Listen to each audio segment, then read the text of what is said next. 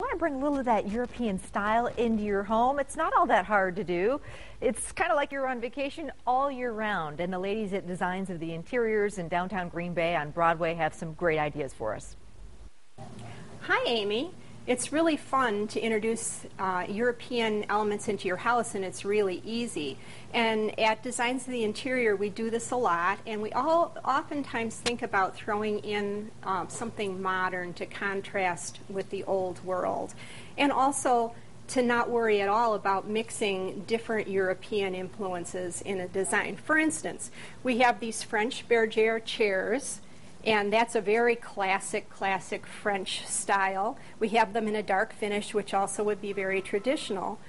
But the fabric that's on them is actually a London Burberry, so there's the English influence.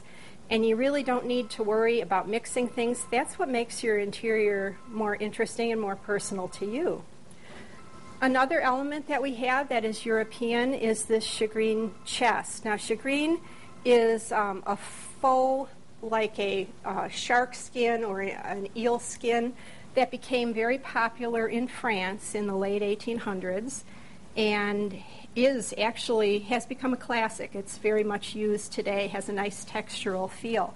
And again, we're mixing the straight lines, which is more modern, with things that are more traditional. Anything wrought iron is very French.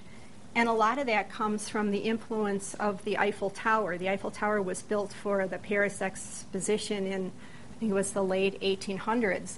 And it was made entirely of wrought iron. So wrought iron things became a rage after that.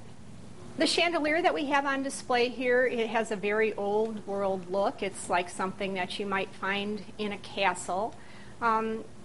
Anything that would carry candles would be something very old world, and this one is a little bit more updated because it has a more modern light finish, which is very popular now. The artwork that we have on the walls here, although it's more impressionistic and modern, has a feel of a Turner landscape, and Turner being an impressionist, but not from France, from England. So again, the crossover between different countries. Decorative items can really be varied. Using old books is a great way to create kind of an old world feel. These are actually not old books, but they're meant to look old. They're actually new. But you can use whatever books you have.